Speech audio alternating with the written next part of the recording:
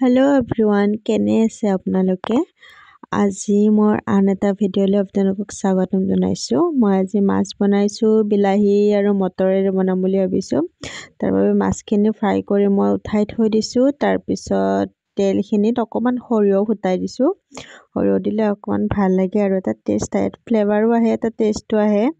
তাৰপিছত মই কাটি থোৱা পিঁয়াজখিনি তেলত দিছোঁ, দুটা শুকান জলকীয়া, তেজপাত দুটা, এনেকৈ দি অকণমান গোল্ডেন কালাৰ হ'লৈকে ভাজি ল'ম। গোল্ডেন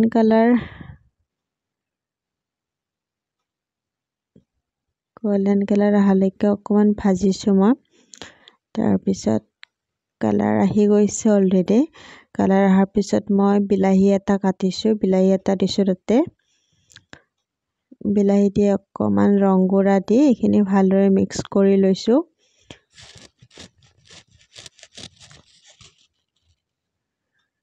মিক্স কৰি তাত মই কেইটামান মটৰো দি দিছোঁ, কেঁচা মটৰ। মটৰ বিলাহীৰ জোল এনেকৈ খাই ভাল লাগে, নহয়নে? তাৰপিছত অকণমান সময় সিজিবৰ কাৰণে ঢাকনিখন অকণমান সময় ৰাখি দিছোঁ লগাই। তাৰপিছত চাওক অলৰেডি সিজি গৈছে গোটেইখিনি ধুনীয়াকৈ, বিলাহীখিনিও সিজিছে, মটৰো সিজিছে। তাৰপিছত ইয়াতে মই বেলেগ একো মছলা নিদিওঁ। মই এইখন আঞ্জাত একদম চিম্পলকৈ বনোৱা যায়, তেতিয়া চিম্পলকৈ বনালে ভাল লাগে এইটো আঞ্জা। তাৰপিছত ইয়াতে মই গৰম পানী দিছোঁ। এইখিনি হোৱাৰ পিছত গৰম পানী দি উতল আহিব দিছোঁ ভালদৰে। উতল অহাৰ পিছত তাতে ভাজি থোৱা মাছখিনি তাতে পেলাই দিছোঁ।